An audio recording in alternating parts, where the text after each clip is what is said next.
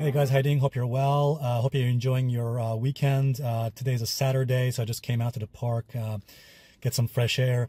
So a lot of you have been asking me over the last few days and few weeks to comment on this whole situation about Saudi Arabia. And we'll also take a look at this chart here in a few moments on oil, and also this chart of Bitcoin, and I'll show you what these two charts potentially mean. So let me just first of all start with this whole news story. For those of you who are not familiar with this whole news story, I'll just do a very quick recap. Basically, there was an attack on oil facilities in Saudi Arabia, and the Saudi kingdom is blaming this attack on Iran.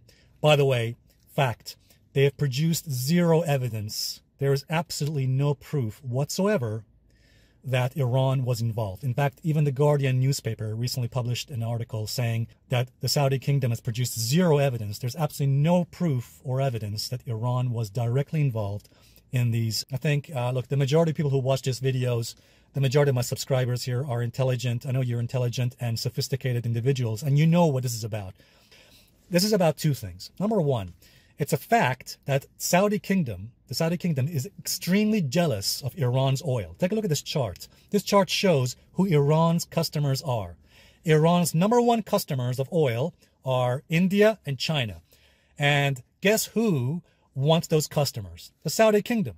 The Saudi kingdom for a long time has wanted Iran's customers, and that's why they want to destroy Iran's economy, get rid of Iran's oil exports, reduce them to zero, so they can have complete and utter dominance of oil in the Middle East. The Saudi kingdom wants complete dominance of oil exports in the Middle East. Simple as that. And they want China and India as their main customers. So they want to destroy Iran as their competitors. That's number one. Number two, ask yourself this question. Who benefits from another war? You and I? No. It's the military-industrial complex, corporations that make money from war, right? Lockheed Martin, whose stock prices have been skyrocketing, by the way, and you know their corporation makes loads of money from making weapons of war. It is absolutely wrong, despicable, and immoral. So my point is, guys, that whenever you hear in the media things like this, oh, we should consider going to war with Iran, whenever you hear those words, they're trying to push us into yet another costly and mistaken war, and this time against Iran. And when the war gets ugly, when the war gets messy like it did with Iraq, guess who pays for it? They do? Do you think the corporations will pay for it? No. You and I will pay for it, the taxpayer. Listen, the American people are smart. The American people are not stupid. They will not fall for yet another ridiculous and mistaken war in the Middle East. Nobody in America wants yet another war. And I think you'll agree with me, we should totally oppose it. Instead, why don't we use the money, the trillions of dollars that we spend on ridiculous wars, and spend that money on our own people. Spend that money on things that people actually need: education, healthcare, feeding the poor, infrastructure, transportation. That's what we should be spending our money on, tax dollars on, not ridiculous, costly wars, and not putting innocent human lives at risk, putting the lives of innocent American and British soldiers yet again and into another mistaken war. It is totally wrong. All right, guys, so let me now go into this chart of oil. Now, you probably heard a lot of talk about oil skyrocketing and spiking in the last week or so, but look what happened to oil. Oil went into this, as you can see on this chart, oil actually went into the extreme sigma zone, that red sigma zone you see there, which I've talked about recently.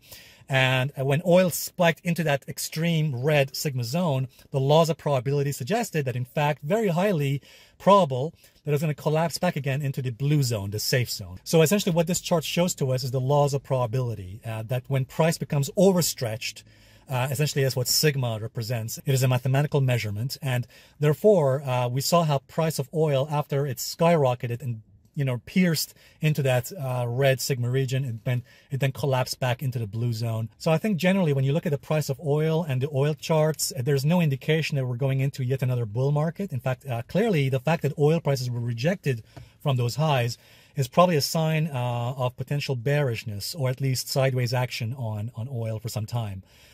So I'm not getting any time bullish on the price of oil. The same thing happened, by the way, on Bitcoin too. When Bitcoin skyrocketed back a few months ago, back in June, July, did the exact same thing. Bitcoin also went into its red extreme sigma zone there. And when it gets overstretched, just like an elastic band, boom, it then collapsed back into the blue zone, the safe zone. So it's very interesting how we see this kind of price movement, this price structure, very similar kind of movements here. Anyway, guys, thanks very much for listening to me as long as you have. And I don't want to get religious here in this video, and I apologize if this sounds a bit religious, but again, one of my favorite quotes and passages in the Bible is Matthew 5:9. That's the passage where Jesus says, "Blessed are the peacemakers, for they'll be called the children of God." Jesus does not say, "Blessed are the warmongers." All right, guys, thanks very much indeed, and I look forward to seeing you guys in the next video update. Bye for now.